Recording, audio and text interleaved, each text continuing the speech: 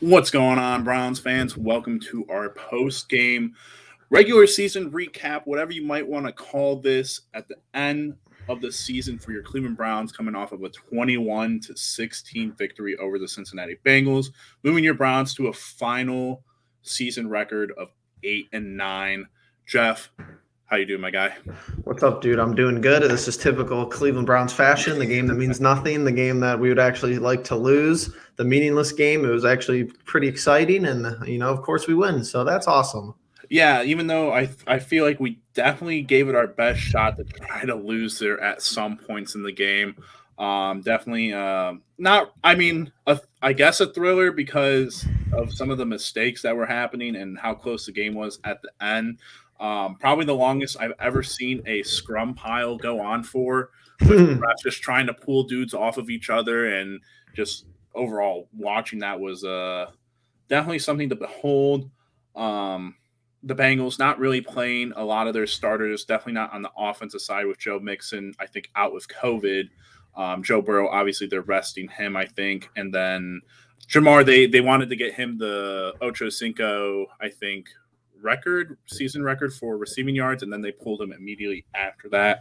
So obviously a lot of headaches to kind of discuss, not just around this game, but obviously around the whole season, which we'll get to going into the off season and all that. But Jeff, what were what were your thoughts watching this thriller? Oh man, like I told you, I texted you in the first quarter. I was wondering where this offensive creativity has been all year. I thought it was interesting to try to look at things that didn't have anything to do with what the Bengals were doing. Of course, they Right. had players out. We had some players out, but really not that many.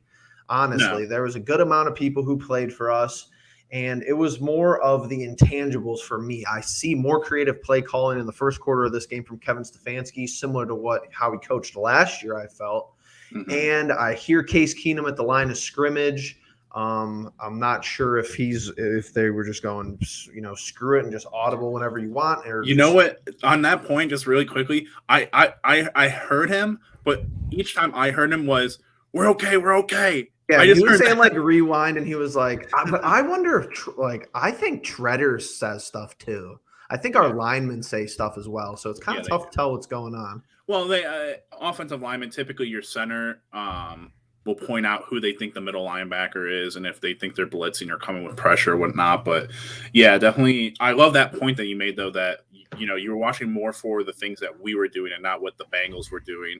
I think the one thing that I noticed was player like, and I think this is what was supposed to happen was, players that usually don't get a ton of playing time, or your rookies, are getting a lot more. And so obviously you Right. see Demetric Felton get a touchdown. I don't think we've seen him get a touchdown since, what was it, the Houston game or the Week two. yeah. And I was talking to my dad about that. I was like, you saw Anthony Schwartz, people immediately were very upset with him with his like first, pass that he didn't catch, but Right. they went back to him a couple times, and I was like, yeah, this is the game where you hear these rookies' names since week 1 and week 2, where they're actually, doing something productive and everything. And then on the defensive side, which I think is probably the side that, in terms of talking about like players and stuff, is a little bit more interesting. I feel like you saw a lot of Jacob Phillips and unfortunately JOK going out.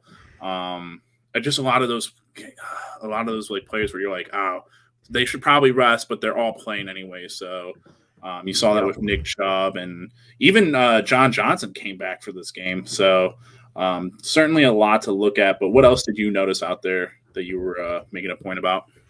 I actually kind of like this point that the Joker brings up. Jarvis actually looked like he wanted to be a Brown today. So yeah, I kind of agree with that. I think that's a good point. He looked re-energized. I think that might be one of his better games of the year. Yeah. Seemed like him and Case were on the same page for most instances. I don't know. We knew that the defense has been good all year. We knew the offense was the issue. I think that remains the case, especially with who the Bengals were playing. So Yeah. I mean, it was not. It's nice to get a win in front of your home fans as the last game of the year, but still not a whole lot to take away from this contest. Yeah, absolutely. I think that the Jarvis thing, that's definitely something we're gonna have to talk about.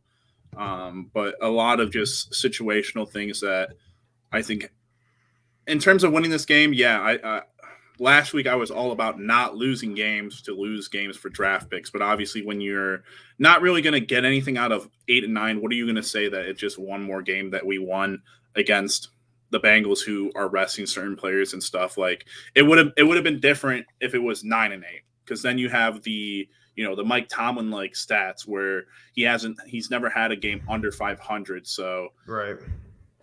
It is what it is. Also, I want to keep an eye out on that game. I have no idea how it's going. Baltimore versus right. I believe if Baltimore, I believe if Pittsburgh wins, they're in. Yeah. Now, because thanks to Jacksonville. But I think if Baltimore wins, then they need help.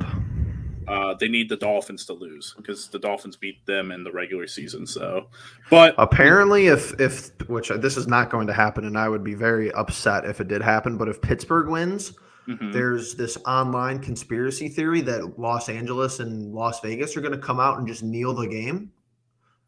Why would they do that? Wait, because Los Angeles? Who's Los Angeles? The Chargers and the Raiders. If they tie, they both get in. No one that well, I agree, but I'm just saying, I've seen it online. If the Steelers win, they could come out and just kneel the ball back and forth for the four quarters, be 0-0 and both get in. That would be terrible for the NFL. The NFL would not appreciate that. Maybe if it got closer down to the game and like you start seeing some shady things, like maybe you could make that conspiracy. I don't think they'll go out of their ways, obviously, and go kneel for kneel, but that'd be hilarious. That's probably the one thing that will be upsetting, is that like the Chargers and the Raiders are probably arguably like both deserving of making the playoffs, as opposed to some of these other teams. I think the Dolphins, man, I'd actually love for the Dolphins to make the playoffs, but it should really be us talking about making the playoffs. It makes that loss last week and a lot of other losses throughout the season that more hurtful, and that much more hurtful, however you want to say it. But in terms of talking about this game, I don't know. I want to talk defensively about some of these guys, because I feel like Jacob Phillips, AJ Green, Grant Delpit, Clowney's got to come back, dude. Like, I hope him and Miles should we flex to this. Yeah, we can absolutely do that. First priority in the off season. I was torn between, and I think this game, and again, not a lot to be like praising about this game, but you kind of see Clowney, ramp himself up, have the best season he's had in a very long time. Maybe like it could be up there with one of his like best seasons, quote unquote. But I was between, are you gonna pay Denzel first, extend him first, or are you gonna, I think you're allowed to quote unquote extend Clowney, but because he's a 1 year, you might have to contend with other teams before you can offer him a contract. So, but I would love if Clowney is willing to take like the same amount of money and kind of do like another incentive based type contract. I feel like he's definitely earned a multi-year contract over a 1 year, but again, something that I'm sure Jeff will get into, not in this video, but in future videos, is like the cap and what we're dealing with the cap and everything. So guys are going to have to, we're going to talk about guys getting cut here soon, but yeah, I think getting Clowney back would be huge. Clowney back would be huge, and that's the main difference I'm seeing for this entire season. If you look at it as a retrospective, for the defense, we learned a lot. I think the defense has played considerably well the whole season. Took them a while to hit their stride, but you learned a lot about Clowney. You continued to see the consistency from players like Myles Garrett and Denzel Ward. You learned about Greg Newsome being your first-round draft pick. You learned a lot about JOK being your second-round draft pick, somebody who definitely should have went in the first round still to this day. But it's just the complete opposite on the offensive side of the ball. Nick Chubb was Nick Chubb all year long. You really don't get a great grasp of Kareem Hunt and his future here with the team. Yeah. It seems like Jarvis has only taken a step back, whether it be injuries. Obviously, his contract being a contending issue, I'm going to be probably flip-flopping on my opinion on him. Right. I'm going to try not to after this stream, but I'm going to go back to restructure or he's gone. Really, I don't see him. He can't be making 15 mil next year. He's not bad though. I think you saw today that against their defensive backs were mostly starters. Like he has glimpses of being a wide receiver 2 for sure, still being a good slot receiver in the National Football League. You don't learn a lot about Anthony Schwartz. He's hurt basically 50% of the year. He had hamstring issues in preseason. He had a concussion that sidelined him for 4 or 5 weeks. So you don't learn a lot about that pick. You really don't learn a lot about Demetric Felton. James Hudson was going to be someone who sat on the bench, so it's not like you were expecting a whole lot from him. Right.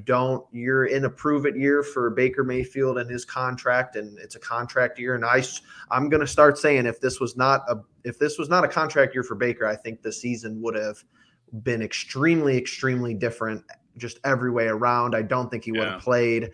So many different variables, but you don't learn a whole lot. So you learn that Austin Hooper has been a mistake by Andrew Berry, basically. Yeah. But that's the only really mistake you could pin on the general manager. And I don't think that Kevin Stefanski is the issue play calling wise. Now, if you're out there and you want to make an assertion and an argument that Kevin Stefanski should be held accountable for the negligence of not playing Case Keenum in more games, I'll listen to that argument. I really will, especially after what I saw today. And Case Keenum didn't even play that good today. He had an interception and a fumble that was questionable. I thought it was a forward pass, but I guess it was either way. We have 2 quarterbacks who think they're more athletic than they are. I don't know what he's doing on that play, but It's just like, I don't know. There's so many different avenues and options we could take in this offseason. Yeah, absolutely. I mean, the cuts is going to be very interesting because you make the point about Jarvis. He's making wide receiver 1 money, but he plays at his point in his career now. He plays a 2 position. He plays the backup role, who's your kind of secured catch kind of guy. I don't really know who you can like point to in terms of like maybe you go and you look at Minnesota just because Kevin Stefanski came from there and everything, and you go, all right, Justin Jefferson and Adam Thielen. He might be your Adam Thielen in a way, even though Adam Thielen I think has a little bit more to his career right now. But yeah, that's a tough one. I always have a hard time because I'm pretty sentimental about things. So like I would say that watching guys on the sideline interact with each other today, at least, obviously like it was up and down this whole season, but today, guys sitting next to each other, talking each other up after touchdowns and stuff, and just having a kind of a good time all around. For me, Jarvis would be one of those guys that if we let him go, it'd be really sad to see him go. It would be understandable, more so than like if you let Hooper go. Like Hooper, I think in everyone's mind is someone that if we see him back here next year, a lot of people will be upset. I think like that's like the clear cut, like number 1 guy that is like, all right, if he's on the field next year, we're going to be upset. But I'll still root for the guy, but like I just watch Mark Andrews do what he does, and I watch other tight ends actually catch the ball and be able to run with it after contact and stuff. But I don't know, man. It's tough.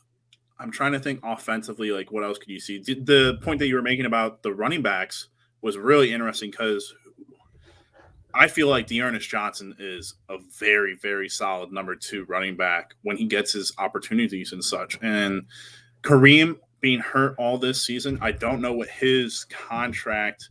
I know it's not like a lot of money, but I'm just interested in terms of do we need I think D'Ernest, I saw a tweet that it was like D'Ernest is in the Kadero Hodge position where he played really, really well for us this year, but he's a restricted free agent. You have Nick, who you already gave the contract to, Kareem, who is someone that we all know has a lot of talent when he's on the field, and then you have D'Ernest Johnson, who he like plays the slot a lot more than he plays running back. So who knows? But we all know that D'Ernest has played super well this season. It'll be interesting to see like how they go about. I wonder what they'll slap on him in terms of like a contender, like a 2nd or 3rd round pick. probably third round, I'd imagine. That way, they could go and draft another actual running back. But offensively, I'm trying to think what else. Jack Conklin could be a cut Mhm. because of his injury and his timetable. We don't even know about Chris Hubbard. I don't know what his situation is. Who else off the top of my head? I Joku can't. extension. Oh, right, and Joku extension, that could be a huge, indicator of like what they're going to do with Hooper, or if Yeah. Hooper is the indicator, like he gets cut, they're going to extend Yeah, Njoku. So I think you just attack the defensive side of the football first for sure. If you're Barry, you go after Clowney first. yeah, Um, you got the franchise tag in your back pocket for Denzel. I don't know if you want to do yeah, that, but you do. You have that option just in case that there's. I mean, that just doesn't like usually go over well. I hmm just feel like it hasn't, at least with like quarterbacks in the past. It's like, why are you franchise tagging me? But for somebody who is injury prone, like he has been, not so much this year, but in other years of his career, this is easily the best year of his career and a perfect opportunity. You can't ask more from the guy in a year where we're asking him to prove it. yeah, But I don't know. You could tag him and then just let him walk and draft the cornerback next year. You really could. That wouldn't be that far fetched. But Njoku extension, I don't know. The tight end room is a mess. You're gonna yeah, have to look at the quarterback position. I mean, you have talked about this. It's going to be looked into, and the wide receiver core, as some people have stated in chat, definitely something that's going to have to be addressed. I don't think it's as urgent as it seems. I think there's a lot of recency bias with it. I think this is the same wide receiver core who won us a playoff game last year, mhm. basically exactly, with just a couple younger pieces. So I don't know. We were so excited for this wide receiver core in preseason that nobody was crying over Kadero Hodge being cut, and now 18 weeks later they suck apparently. So I'm not fully getting the wide receiver slander. I think if your Hooper's drops are bad, some of the drops have been bad, but I don't know. I don't think it's the end of the world. We still had 8 wins this year. It's not like they're Yeah. terrible. Yeah. No, and I think you've made some very valid points about that. I think the stuff in preseason was like, oh, we're gonna have OBJ. He's gone after, however many weeks. And people, just like how we were kind of freaking out about Demetric Felton in the offseason, I feel like the same was kind of had about DPJ, who I think a lot of people were expecting to take a huge jump and be like that number Right. one wide receiver. And I feel like he has shown flashes of it. However, the inconsistency just with, I think, the entire team offensively is just holding them back, or holding him back a little bit too much. And you can't really decide between him or Jarvis, like who should be your premier wide receiver. So I feel like that's where I go, and I'm like, you look at the Bengals and they go out and they get Jamar Chase, and obviously I don't think as of right now there is a quote unquote Jamar Chase in this draft, and I I think don't there's know. a couple. Maybe I just don't know that they're as highly regarded as being a I top don't 5 know. pick or not. But I think all these this is what I'm seeing with drafts the last 2 years. Small sample size, but the last 2 years. First round wide receivers are NFL ready. There's mhm, probably like 5 first round wide receivers this year. And this is an issue that I think that we just missed the boat with Baker, because of course this is how it always goes with us. The quarterbacks now all have individual quarterback coaches. They're mhm, taking off bowl games and working with their quarterback coach. I don't think Baker's had a quarterback coach his whole life. mm, I think he's refused to get one, actually, because people have been like, Zach Wilson's quarterback coach. The Jets hired him. He's on the sideline for the Jets. All of these guys coming out work with independent guys. They've had quarterback coaches like their whole life. yeah, They were born in 2000, so their whole life has been, at least since they could probably throw the ball competently. The NFL has really translated toward the pass first mentality, and that's really what you need. But it's like, I Alex don't. Van Pelt, your quarterback coach. So He's your offensive coordinator, but I think that'll be interesting if there's any coach turnover. I don't think anybody's reaching out for like Joe Woods. No. as a head coaching job, but I think that's the only reason he would leave. I've seen floated that, Vic Fangio wouldn't be a bad defensive coordinator somewhere, not necessarily saying the Browns, but he's on the move from Denver. So who knows with this offseason, truthfully.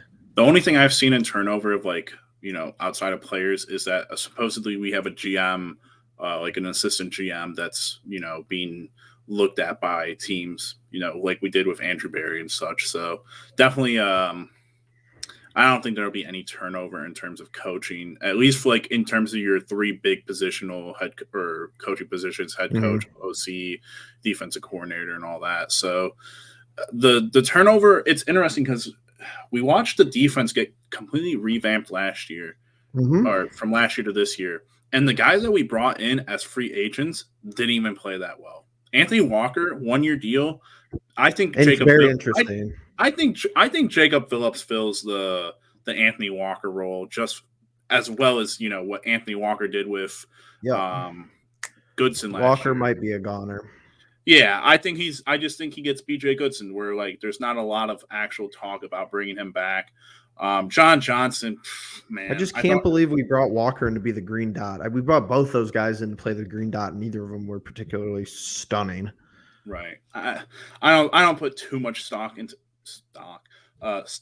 the whole green dot thing. You should just have one player, and it should be whoever it is, and stay that way. And I think it'll be John Johnson moving forward, obviously, because he's still going to be under contract for the next. What was it? Was his deal 4 years? No, I think his deal was 3 years. So you got him for 2 more years, and then Troy Hill, obviously, for 4 years, 3 more after this year. Mac Wilson. Who? Troy Hill had a good year. Oh, yeah. Besides injuries. Yeah, he had a phenomenal year. Our cornerbacks, we went from last year where our cornerbacks were all hurt, all out for whatever reason, and then this year they all managed to stay somewhat healthy for the most part and play really, really well. I was so impressed with. I'm so happy for AJ Green because I think he's played really, really well in the times that he's gotten.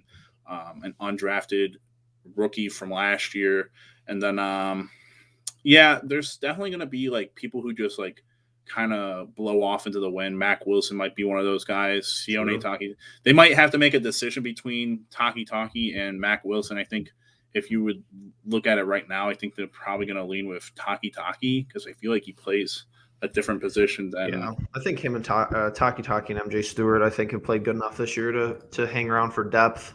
Yeah, but outside of that,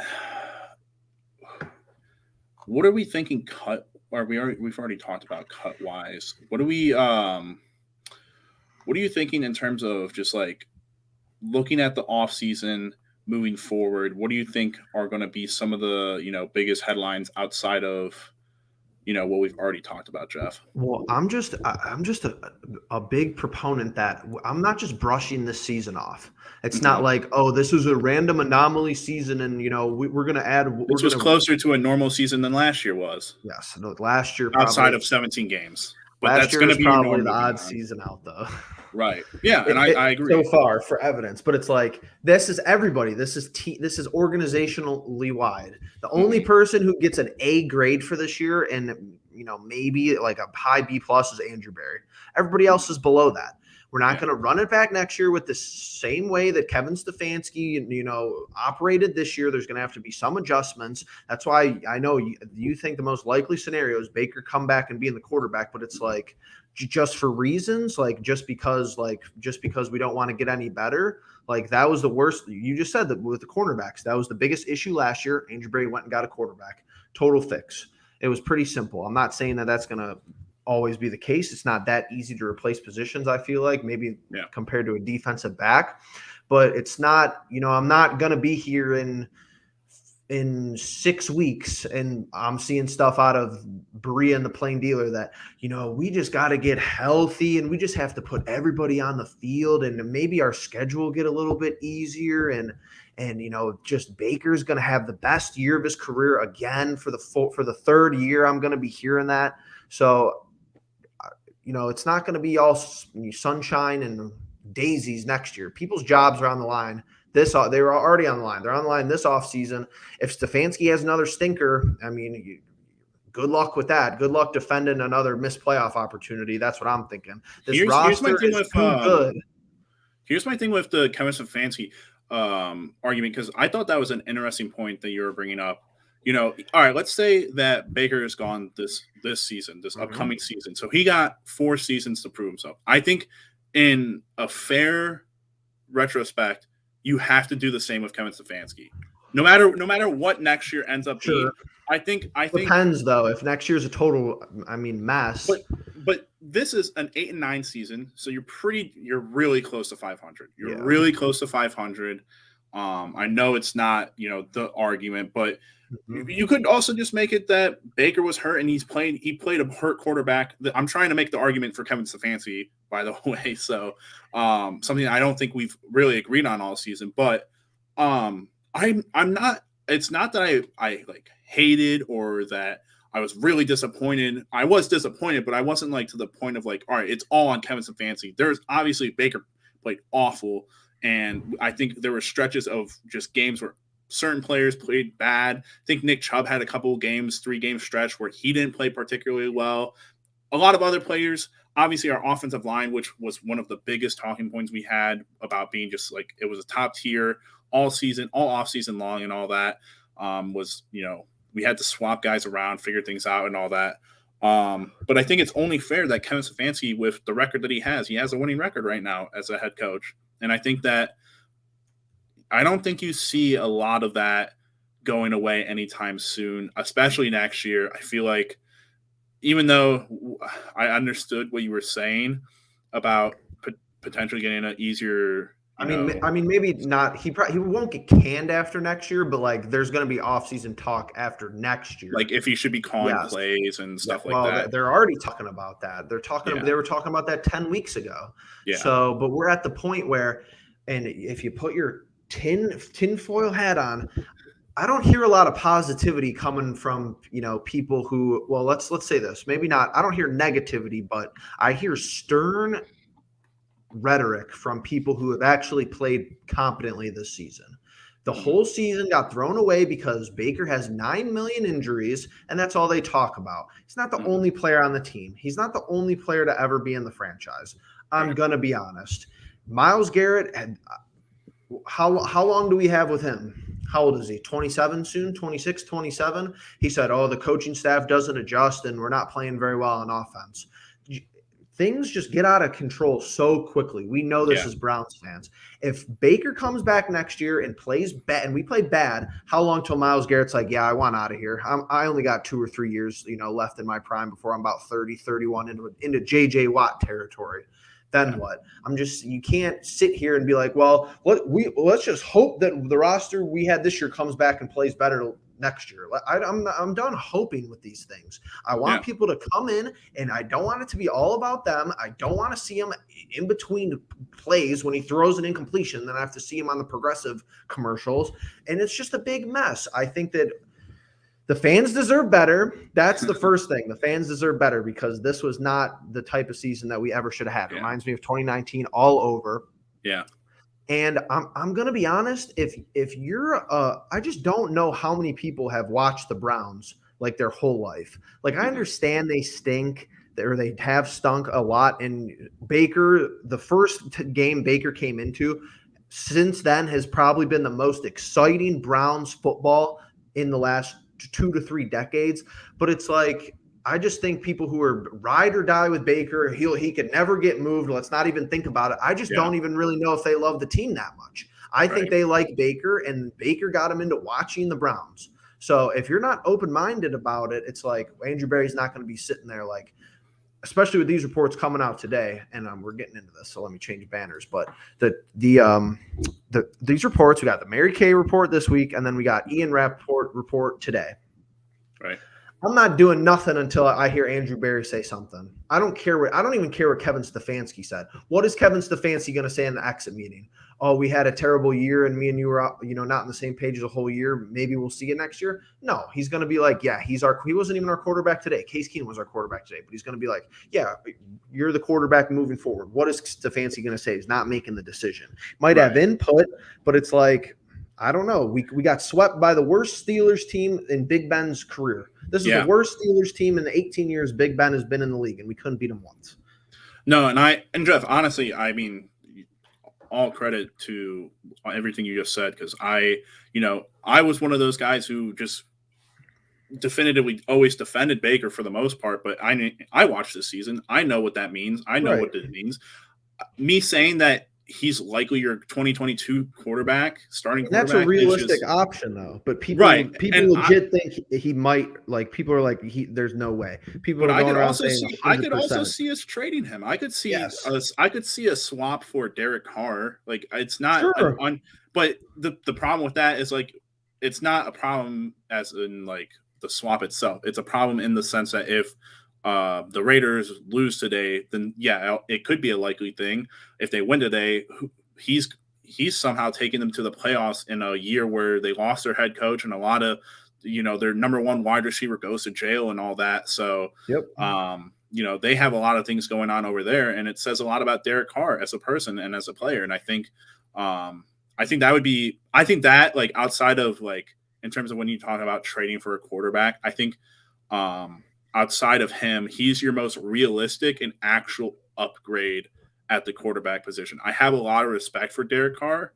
I think the draft that, it was Blake Bortles, Johnny Manziel, Teddy Bridgewater, Derek Carr.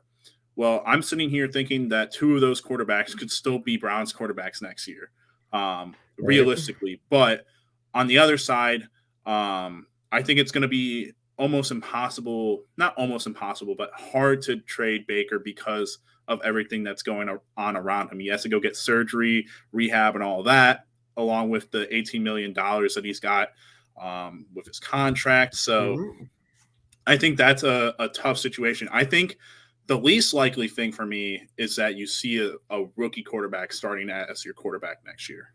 That's what I think is probably the least likely, at least week one. I mean, I don't think that's the least likely at all.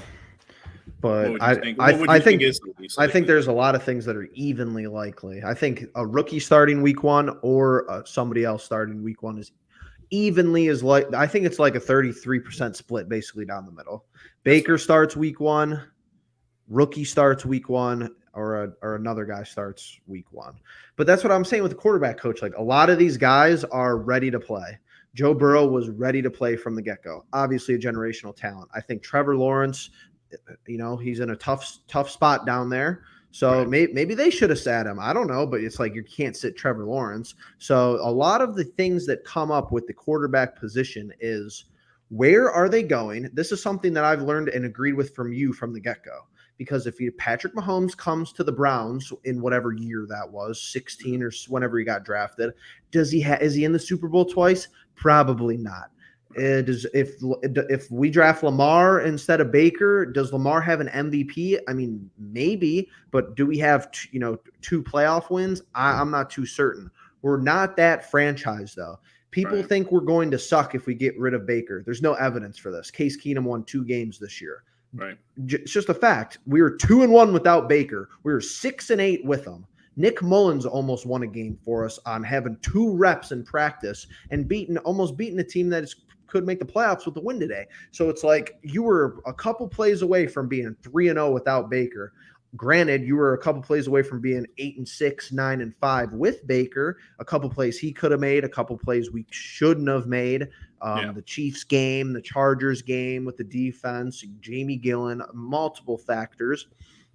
But me and you both understand this, and this is where we get frustrated, I think, with Stefanski. We don't ask the quarterback to do anything. We don't ask Case Keenum to do anything today. He fumbles on a stupid rollout, and they're going for it with 7 seconds left at the end of half, and he throws an interception. A rookie quarterback could come in here with this system, Kevin Stefanski, quarterback coach, keep Van Pelt on board. Hopefully, here's who we got to retain. We got to retain Callahan. I'll throw him infinite money because he's the best coach on the team, probably for positionally wise, of course. But he's got some magic to work this offseason. I'm super interested to see if for sure. I think, and I'm sorry, I don't mean to derail this conversation that we're happening. I'm ranting. No, but I mean, it was a great rant. I think, and you just like, because you brought it up right now, and I don't want to like lose it because obviously the quarterback conversation will go on forever. But the Bill Callahan comment is super good because I see more and more of the conversation that you and I had when Joel Bitonio was starting at left tackle is what are they going to do about Wills and potentially moving him to right tackle or trading him. Yeah, I don't know if that's likely, but I think, man, if they somehow made the switch for Joel to play left tackle because he did great, move someone to left guard. I don't know who you could put. I guess you could try Hudson at left guard and move. It should be easier for him to learn left or guard position than it is to play tackle and move Jedrick Wills to the position he played all his college collegiate career and play him at right tackle. That'd be interesting in my mind because of the Conklin injury, but you might have Hubbard coming back, so I think it you're is going what to it have is. Hubbard. Like I said, I have an Excel spreadsheet with our cap space. It doesn't include like years, so I don't know who has contracts off. Like I kind of know mentally, but I think Hubbard should be back. I think Conklin's a goner. I really do. He just is not. He's not going to be able to play next year. So It's like we'll just take the dead cap with him. We might cut him, which would be terrible, but it's just kind of how it has to go. It's how the business works. Let's give a quick shout out to people in chat. We got Fulan1, Curtis Wood, Ashton the Joker, as always. We got Spencer, Turner, Jonathan, all good folk. We really appreciate it. We got 8 people right now, 36 minutes in. Let's talk competition. Let's talk. Yeah. Because I think you're in favor of bringing in quarterback competition. I'm personally not. When I slice that pie 33% all the way, there's no room for quarterback competition because I just don't care. I don't need Kevin Stefanski. We can't even make it through week 18 without Mary Kay and, between local and national, it's like they'll have 2 days of OTAs and somebody will be like, Kevin Stefanski is a bigger fan of Teddy Bridgewater than Baker Mayfield. I can't do it. I just can't do it mentally. I'm not saying it can't work. I just can't as a fan, outside of covering the team, I just cannot do quarterback competition mentally. Isn't it crazy that the Cleveland media for what you see, what a lot of people see is super against Baker Mayfield, and then the national media for what we saw during certain weeks was all for Baker Mayfield. It's so crazy. It's just crazy, the stories that you get. But you're right.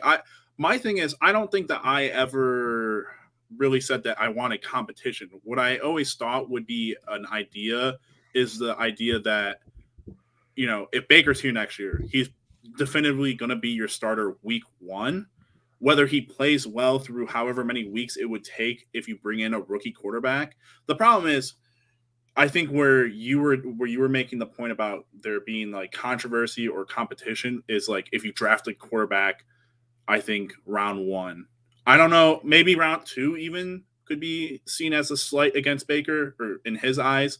All going to be a slight against them. Especially, what do you think about this?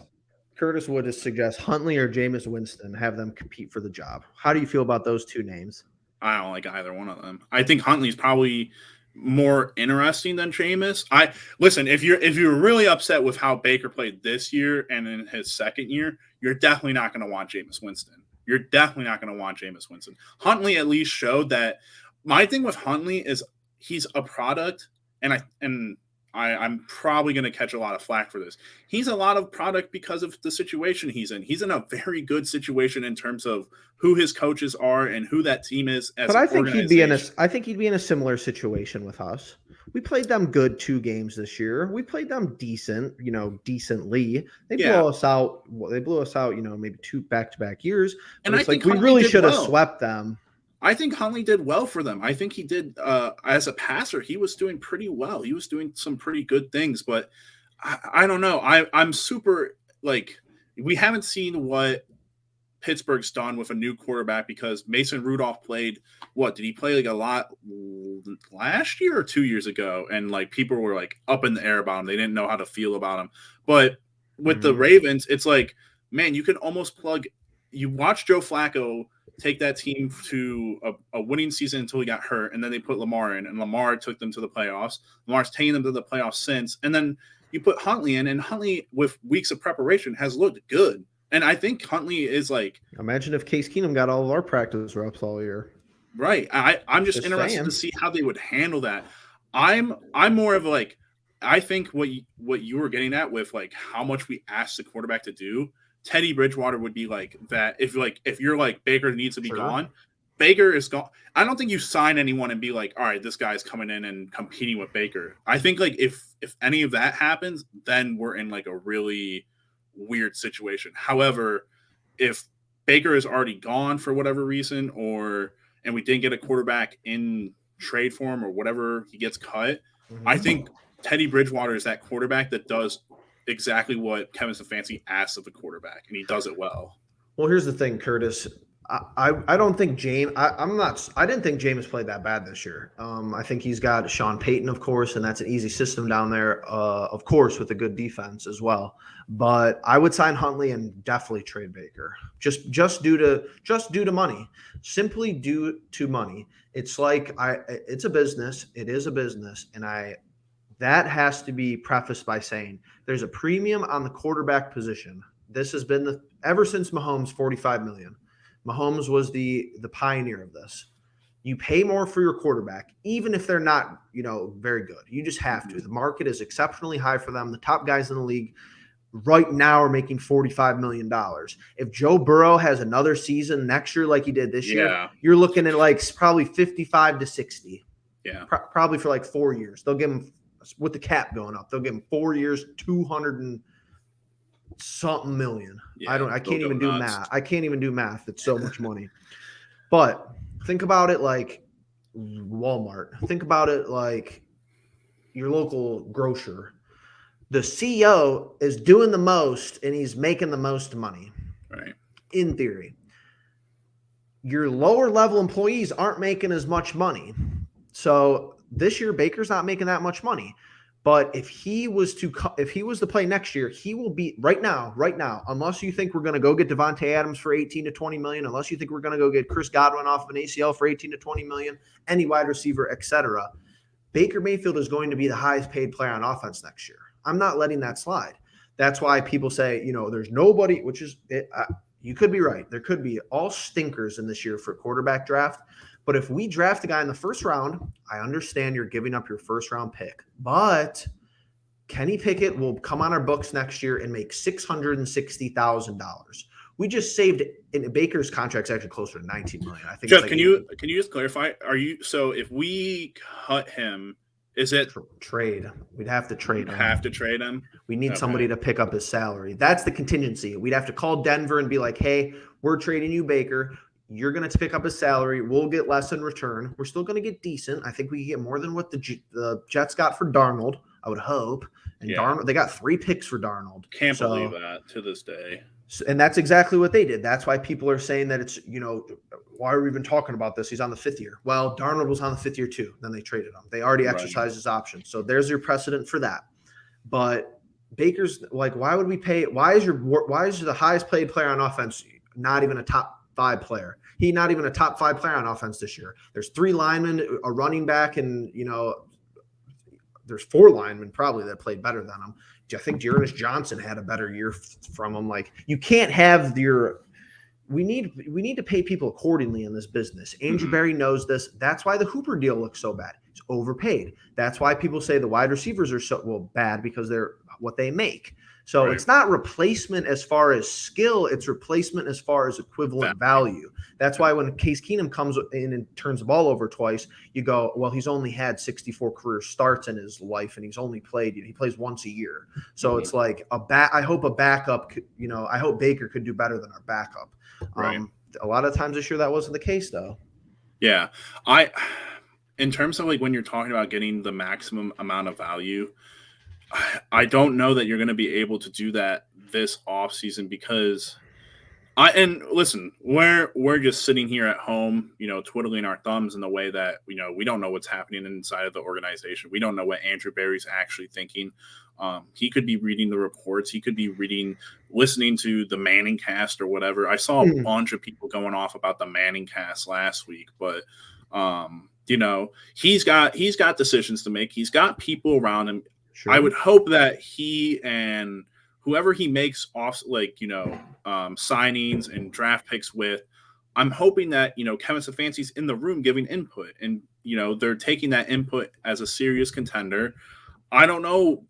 To be honest, I don't know what their thoughts are with Baker are. They could all say like everyone does. Baker's our guy, blah blah blah. They can say that for however long they want until week one rolls around. Especially with the season not over yet. That's what I'm saying. Like I saw a good tweet. Like if you just are looking for confirmation bias, if you're like thinking about like Baker discussion right now, because the season's not even over. So right. I mean, you're looking at it from your side. I'm looking at it from my side. And not to cut you off, but Ashton, again, here's your two-sided issue. Because do I think it's extremely likely that Aaron Rodgers will come to be in the Cleveland Browns uniform next year? No. Russell Wilson? No. Deshaun Watson? I think it's if his legality issues get cleared up, it's plausible. He has a no trade clause, but who really wants to take him? It'd be a Kareem Hunt situation. We'll take a flyer on him. I wouldn't mind taking a flyer on him, but what you do is what we do, and it's what we don't do, if that makes sense. You have one reaction for doing something, and you have one counter reaction for not doing it. So let's just throw the big names out of there, because I actually do think it's probably half plausible that Aaron Rodgers, if he really wanted to leave Green Bay, I think Pittsburgh would be a top 5 location for him. Good running back, really good wide receivers, serviceable defense, Mike Tomlin, Hall of Fame head coach. Yeah. But what happens if we don't draft Kenny Pickett in the first round, and then 6 or 8 picks later, the Steelers draft him? You have to look at it from both sides of the coin. Yeah, no, absolutely. And I think that's a great point. The quarterback thing for the draft will be so interesting because, you and I have been talking about it. Kenny Pickett's probably like the one guy everyone has picked out right now as the favorite. I think the kid from Ole Miss may have been in there before he got injured. Matt Corral. They think that's minor ankle, though, that he should be all right. But we'll see, just like last year. Like, it was clear-cut. People, and this is like, for me, I pay attention to the quarterback stuff a lot more. Even when, I knew we weren't going to pick a quarterback last year, I still paid attention to a lot of that quarterback talk.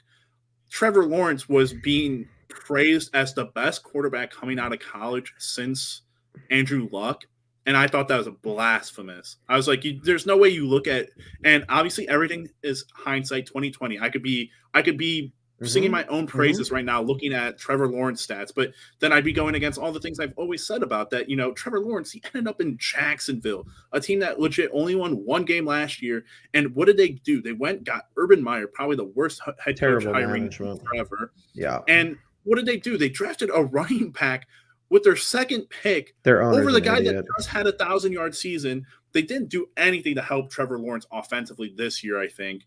But that being said, like, the problem I have with the quarterbacks this year is like no one comes anywhere near. Like, if you put these guys from this year into last year's draft class with the same quarterbacks, I still don't think any of these guys snuff it near 4. I think maybe you can make the argument that they might all be around Mac Jones's capabilities, but that's what I'm saying, though. Let's not, especially about this draft class sucks. It certainly might. All these guys could be busts. Do you run that risk every year? I don't think so. I think people knew Joe Burrow was going to be pretty good, but we can't have discussion where you just, not saying you because you don't do this, but people I see online, they say this quarterback class sucks. No options. They just shut down. To your point, what quarterback from this class, which was supposed to be the best quarterback class in the 21st century, who's lighting it up? Mac Jones with 3 pass attempts, and Bill Belichick runs for 200 yards and they win. Justin Fields is in an abysmal spot. I mean, it's not like their offense is terrible, though. They have David Montgomery, they have Allen Robinson, they have Darnell Mooney. Their offensive line is obviously the big issue. They need to draft some tackles and some guards and maybe a center probably. But it's like Trevor Lawrence, good luck down there with Saad Khan, the owner who hired the GM who hired Urban Meyer. Good luck with that. Right. Good luck with Zach Wilson. Good luck with Zach Wilson. Even worse. That's your second worst landing spot. So it's like, if we take Pickett middle of the first round, and we have an easier schedule than this year, and our baseline, objective is more than 8 wins, and you have Stefanski quarterback coach, you have Nick Chubb, you have 3 Pro Bowl or 2 Pro Bowl linemen. and you go out and you get a JOK type wide receiver pick in the second round, a wide Yeah. receiver with first round value in the second round, there's going to be people there. I don't really see the big contending issue here. To me, I love it because Treylon Burks, you and second I are round. on the same page, except flip flopped. You want a quarterback first round because you think we can get a solid wide receiver in the second round. But like I told you, I don't want competition. You think second and third round and have them sit or maybe contend for the job, but that's the difference. But my thing is like, all right, with the competition question is Baker should know that he's had 2 bad years. Whether or not he wants to make the argument for himself that he played injured this year, that's on him. On him. He just doesn't win games though. Like he just doesn't win games. And that's a great point. But at the end of the day, Kevin Stefanski and Andrew Berry would be crazy to go their third offseason without drafting one of their own quarterbacks. I was surprised last year that they didn't take a flyer in the 4th, 5th, or 6th, or 7th round to go get someone like maybe Tyler Huntley. He's not going to replace Lamar Jackson, but you saw what he might. You saw he played competent football, and he's a rookie. I'm not against the idea of a rookie quarterback. It's more about what you were trying to get at with. I want to maximize the what we get out of this. I think this wide receiver class, like you said, is strong, and I think you could get a guy in the second round, but you could get a Jamar Chase. You could get a Jamar Chase with the first pick. You could. But I'm telling you, I think there's like 5 Jamar Chases in this draft. I really hope I'm not wrong, but it's like there's 2 guys who played for OSU and Jamison Williams who transferred from OSU. Those are all going to be 1A guys, I think. Right. Now, don't get me riled up in the chat because I don't know if Chris Olave is a 1A guy.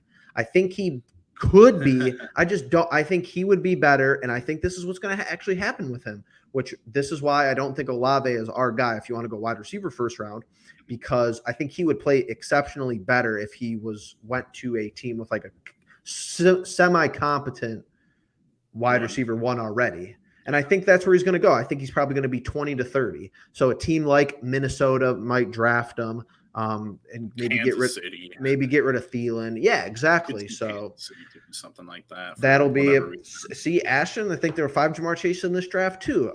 But that's the issue. You know how the NFL. Let's take this NFL 2 points really quickly. Let's take this NFL season. What has made sense? Nothing.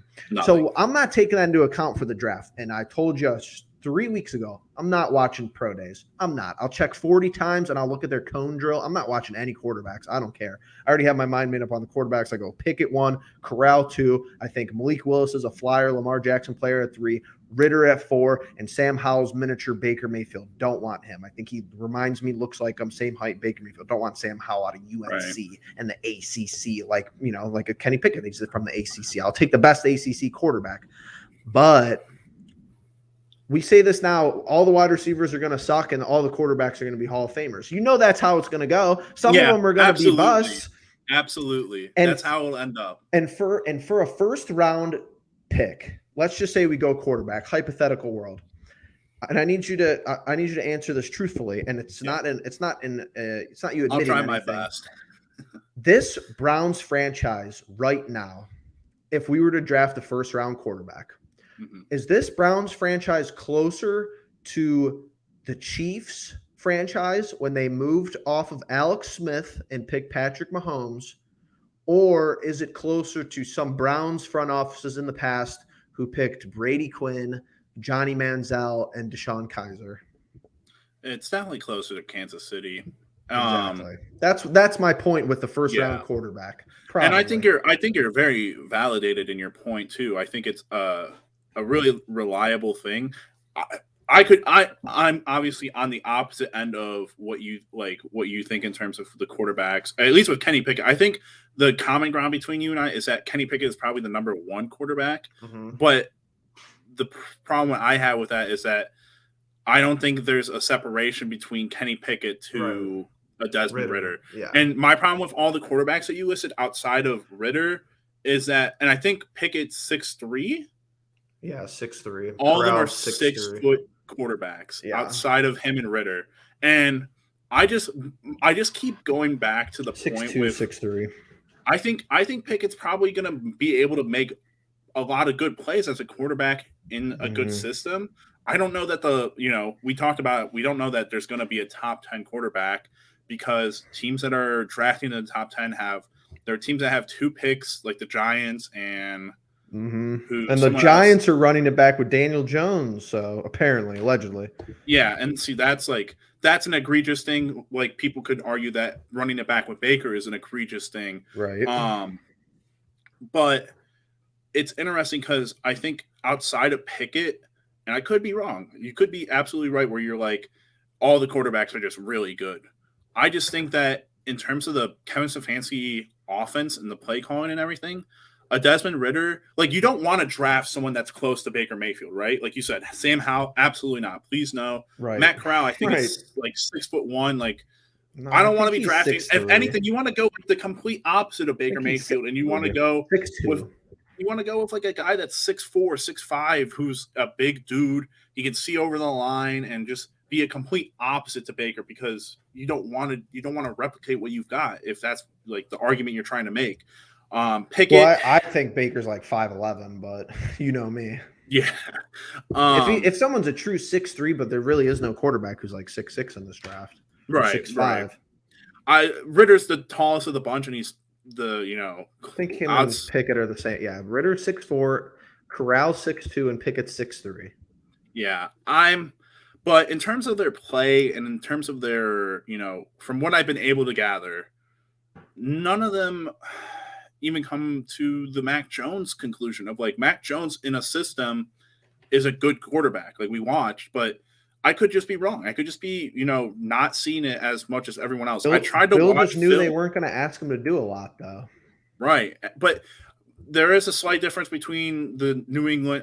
I think New England is a franchise way above and ahead of everyone else. But I've already told you, if we replicated their offseason, this offseason, that would be a good start for us. Yeah, figuring out the tight end position, going and getting one or two free agent wide receivers. I've seen some floated out there. It's not necessarily a lock that people are going to want to come to us. I was looking at some Sport Track. You got if you throw money at them, they'll do it. They'll apparently Cedric Wilson, he plays for Dallas now. Sport Track was saying he's going to be like 6 to 8 million market. I'd take him for 6 to 8 million.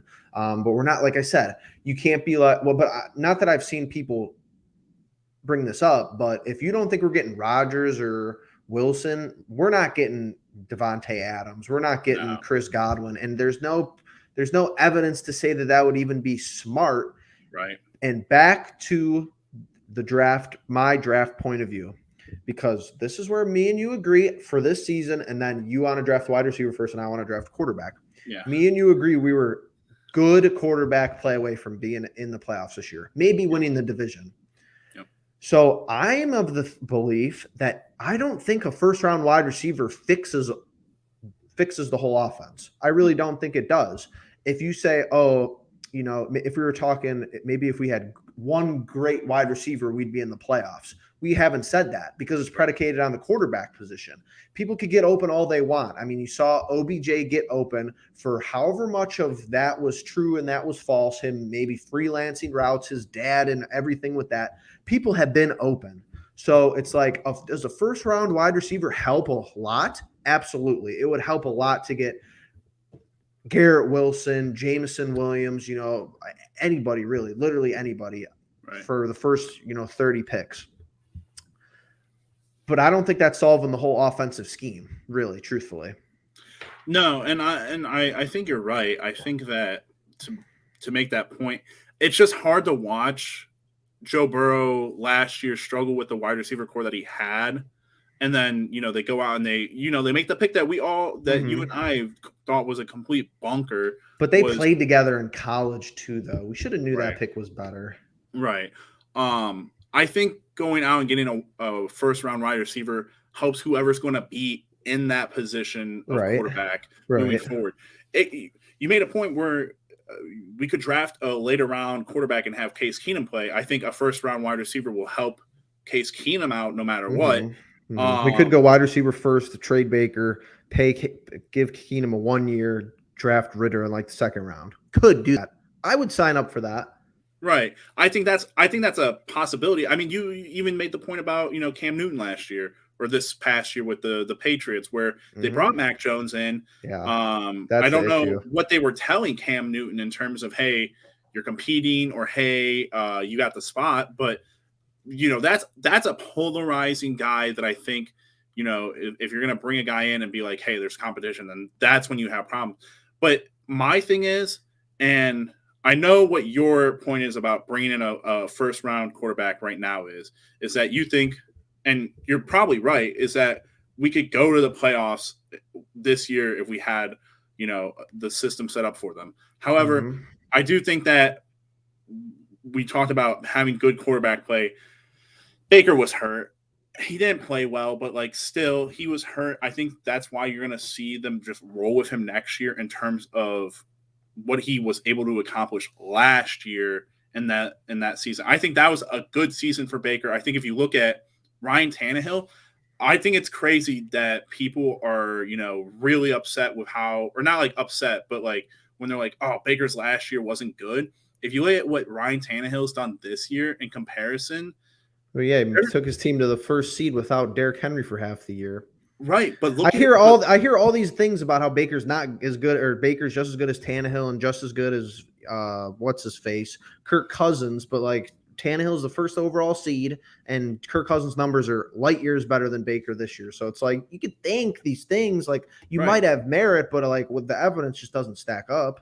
Right, but I'm saying that if you look at Tannehill and you look at how that team did after the Derrick Henry injury, They did there fine. was still a lot of good things going for them outside of the quarterback position. Sure, I think that unfortunately for us, there wasn't a lot of that with the quarterback position being as poor as it was. The quarterback play this year was, and so I think we're building towards that. I think Mike Vrabel's in his fourth year. I think that's something that's a lot of credit to Mike Vrabel. I think he's done a great job there, and I think Kevin Stefanski can work his way there. Obviously, he had a, kind of like that quarterback you hear about the quarterback slump in their sophomore seasons. right? He kind of had a little bit of a coaching lapse, and I don't think it was huge. I think it was definitely a little, it was significant enough to be warranting a little bit of a look at, but not as much to be like, hey, you need to be fired or anything like that. It's just going to be tough because I think in terms of what Andrew Berry is looking at, he has the tiniest bit of loyalty to Baker because he was in the draft room when he drafted. Right. When He was in the front office. But people don't understand how much negative Dorsey did for this franchise, really. I think it gets swept under the rug because OBJ was blockbuster, but it's if Andrew Berry was the GM 2 seasons earlier than he was, we're not talking about the same. We're not having these same issues, I don't think. Not saying that he wouldn't have drafted Baker, right. But it's we just need Andrew Berry to have a couple more off seasons. Really, it's can we get Can we fast forward to Can we get Andrew Berry 3 more off season experiences? I mean, not like that, but it's some of these general managers in the division, I saw a report today that the Steelers general manager is leaving. He's gonna retire. Yeah. How many years has he been the general manager for them? The last 90 years? Come on. Right. Yeah. But going back to your point is, I think, we've seen the good in Baker. We've seen the bad in Baker. I think we know that the good in Baker can get you to the playoffs. It definitely can. I think the question outside of that is, can he get you further than just the playoffs? And that's something we haven't seen, but we also haven't seen that from a lot of other quarterbacks. And so I don't know. Drafting a first round quarterback, I think it's not unlikely. I just think it's less likely than rolling with Baker and drafting a wide receiver or drafting whatever position they might feel is an absolute need. You told me about the Lindenbaum kid that's a center, and even though he could be, I have no idea about him, but I'm surprised that people I don't know, he's a generational talent at center is what you're getting at.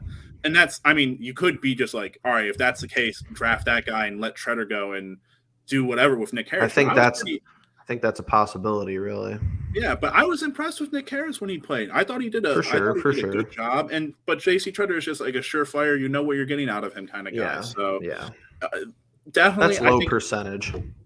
Yeah, Well, I'm looking at this right now. So just for funds and games, we're 13th right now on the big board. Jacksonville's won somehow because Detroit must have won today, and Detroit's 2. So it goes the Jags 1. They're not drafting a quarterback. Detroit 2. They're not drafting they could, but 2, like it's almost like if you're top 10, it's like if the scouts really don't like this class, you're not drafting one of these quarterbacks too. Right. Houston, I think Davis Mills had 3 or 4 touchdowns today. They just drafted him. They drafted him this year. I think they're going to roll with Davis Mills, honestly. The Giants are 4. They said they're running it back with Daniel Jones, 4 now. The Jets took Zach Wilson last year. Carolina's at 6. So post-pro day, you could see – and this is why 13 is not bad. 10 would have been tough because Washington is 10 right now. So if Washington would have been behind us, they might be in the market for a quarterback. But let's just say Pickett goes at 6 to Carolina. Still think it's a little high. Then you got the Giants again at 7. Then you have the Jets at 8. Then you have Denver at 9. Denver could go quarterback at 9. Right. And then you have Washington at 10. At the quarterback. I think Washington's probably unless the most Fitzpatrick likely. has another year, and they just has another year, unless they don't like the quarterbacks. It goes Washington, Atlanta, Minnesota, us. So if your guy's off the board by then, I mean it's not like I don't think there's going to be a huge draft up. I don't see Barry moving to 6 to get Pickett.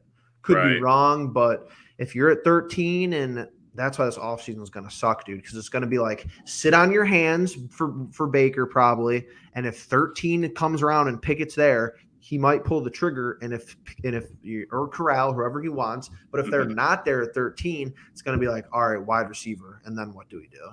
Right.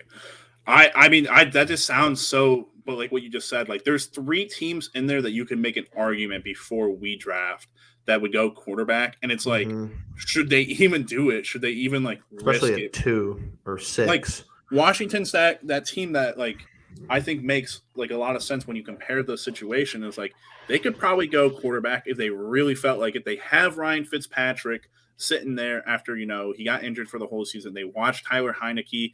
He didn't end up playing as well as they'd hoped, and so he played pretty good though. Oh, did he though? For a guy from the AFL, I mean, right, serviceable. Yeah. And it's also teams that don't need other spots. It's like, well, if Houston you're drafting at 3, Houston might go wide receiver at 3. Right. But I feel like if you're drafting in the top 15, I mean, no matter where you're drafting, you have a position of need.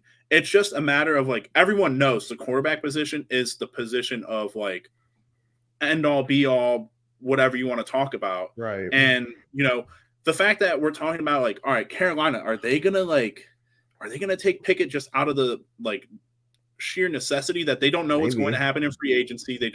Maybe they could trade for. They said they're looking at offers for CMC, so they could move for a quarterback. Yeah, who knows? A lot of this stuff is just dependent on like, all right, what happens leading up to the draft. We're not going to get a San Francisco this year, but that's like my preferred situation is like unless we're San Francisco this year. But I don't like if we did that for one of the quarterbacks this year. I'd be upset. I think I'd be pretty upset. Hey, don't need the animosity though, because he would feel that confident. The thing that the San Francisco did that upset me was like it felt like they didn't know who they wanted. It felt like they were trying to guess like who the Jets were going to take, and they were also trying to guess like, all right, who do we actually want? Which is like next year's problem will be I don't know who you can get a couple of names out there. You can get the dude from Alabama there now. He's probably going to be a quarterback in the draft next year. You can get C.J. Stroud, who can be a quarterback in the draft next year. I think C.J. Stroud has to play 2 more years. No, I think he's eligible after next year. I don't think so. I think he's a true freshman. I think you have to play 3 years, but most people redshirt and then come out as a sophomore. But it's interesting because I feel like Bryce Young will probably be a top 5 pick. Yeah, I don't know. I'd rather commit to someone next year, but I understand it's like we want to win now, and It's You just want not to even find that you we want to want find your franchise quarterback. You want to know if you have a franchise quarterback. That's your biggest thing. Is like that's the biggest problem with the Baker thing right now. We've had him for 4 years and we don't know if he's the franchise quarterback. Yep. People, obviously, Jeff, you have all the credit to say he's not the guy, and it's hard for people like me who want to defend Baker to be like, hey, he could be the guy. But that's the best. That's the best thing I can say. I could say he could be the guy. He's just not the guy for insert X money. If he wants to take 15 million a year for but he's already making 18 next year, so like that just sounds silly. But like he's not the guy for 35 mil a year. Like that's 100% that at least right now. But yeah, Ash and the Joker looks like he's been doing his draft scouting because D-line and O-line DB is going to go high in this draft. There's going to be two, write this down, January 9th. There's going to be two defensive ends and 2 wide receivers gone before the first quarterback. Oh. 100%, I think, right now. The first two picks are going to be defensive ends, so I could basically 2 wide receivers. I haven't seen a single mock draft that has anyone Jamison drafting Williams, a wide receiver before us, except for maybe like one team. Jamison Williams is going to go top 10, I think. Interesting. And Wilson is going to go after him. I'm trying to think. Could be wrong, but I'm right on the DMs. The first 2 picks are going to be DMs unless something crazy happens. Because we both and there's going to be a safety. I think I think you're going to like this, and it might be a little risky because analytics or whatever. I think there's going to be a safety in the top 5 picks. Kyle Hamilton at Notre Dame played with JOK. Yeah, he's like 6'5". Draft time. I can't believe we're back to this conversation though. Like after last year, I think I love the off season. The off season, we love the off season. We love like free agency and being like, who are we going to take in light of like, hey, let's improve from what we did last year. But we went backwards, and now we're looking a little bit backwards in terms of what we should be doing. And if you're doing mocks, you got to look at ages. Andrew Berry has this, and a lot of GMs, I guess, do too. Andrew Berry has a very weird obsession with ages, unless they're like uber generational. Because I've seen people. Who was the linebacker that played Ohio State he was on Utah? What is that? Devin Lloyd. I've seen him mocked in the first round. But he's like super old. He's like 23 or 24. He's like older than Denzel, I think. Ooh, interesting. So age is a big thing when you're doing mocks. Just want to throw that out there. Yeah, of course. Yeah, Jeff, I think we should start wrapping this up a little bit. Been going for an hour and 10 minutes here, but it's certainly going to be a tumultuous off season with just like everything that we have lingering around the organization as of right now. Obviously, like it's not, blow it all up bad, but it's also to the point where, you're talking about the biggest position in the NFL, potentially needing a trade, a cut, a draft, whatever, a signing, whatever it may be. But when you should be talking about, all right, what other positions, wide receiver, outside of quarterback and wide receiver, we haven't talked about any other position that could potentially need addressing. D-tackle, D-end. D-tackle, yeah. We haven't talked about any of that stuff because there's a good D-tackle who might be there too, like at 13. So I'm just saying, if we don't draft wide receiver first, I could already hear the backlash that Andrew Berry's a clown. Don't lock it in. We're drafting wide receiver first. That's all I'm saying. If it's quarterback, if it's D tackle, if Tyler Lindenbaum's there, there's a lot of things that could go interesting. I just don't think it's not going to be a DB. That's all I could tell you, or a linebacker. That's all I could tell you, or a running back. Yeah, it's also interesting because it would be interesting to like see what they put in terms of stock at the position, because we heard all about the linebacker position being like the least likely to be drafted as a first round thing for them last year. And Parsons is probably defense player of the year finalist. So analytics, throw them out the window he's an edge though, basically, but man, he's been playing so good. He was my favorite player out of that draft. Yeah, and we just weren't, if we were 13 this year, might have had it, or last year might have had a shot, but hold on before we get going. Go for it. Curtis Wood, are you guys going live after the NBA Finals preview? He's talking Cavs Warriors at 8:00 on NBA TV or 8:30. Not tonight. Unfortunately, we already did our game for this week that we live. 8:30. We Yeah, might. that we did a post game. Don't rule it out. We'll see. We'll see how it goes. I mean, yeah, I'm we'll hoping see. it's a good game. We They're gotta pretty leave big. some- They're pretty big favorites. They're like 8 point. The Warriors are like 8 point favorites. I would love to spoil Klay Thompson, or just spoil Golden State in general, but it is what it is. So obviously, guys, this is the last live stream, last post game that we're gonna have for the Browns for this season. Obviously, Jeff and I will probably go back, look at our little ebook, and make fun of ourselves a little bit. And cry, rip it up, cry. Maybe think about me. I think Jeff's a pretty realistic guy. I'm more on like the optimism side of things. We still both got our bells rung clowns a little bit this year. Yeah, but I'll hopefully be switching over to that more realistic predicting the next time around. So, but with that, we ended up in third, so we're facing another third place division team. If we would have lost today, we would have been fourth. But did Baltimore end up in fourth? Yep. Somehow, I think they lost 6 in a row. So, and the Colts. If you're a Ravens or Colts fan, you're just in the same spot apparently. Yeah. Well, and luckily for Ravens fans, they know what was wrong with their team this year. So, right. But that being said, obviously we'll have a lot of off-season videos for the Browns. Obviously, we did a lot last year. I think we'll try to do similar to more videos around the off-season potential guys to be looking at, doing a little bit of a breakdown, breaking down our own team, our own needs, and all that. But outside of that, obviously, outside of a super disappointing season, we're hopeful as always. And Jeff, you got anything else before we call this quits? Nope. We'll catch you guys in the off season. Absolutely. Make sure you guys subscribe, like, comment, hit the bell notification. And with that being said, we'll see you in the next one. Peace.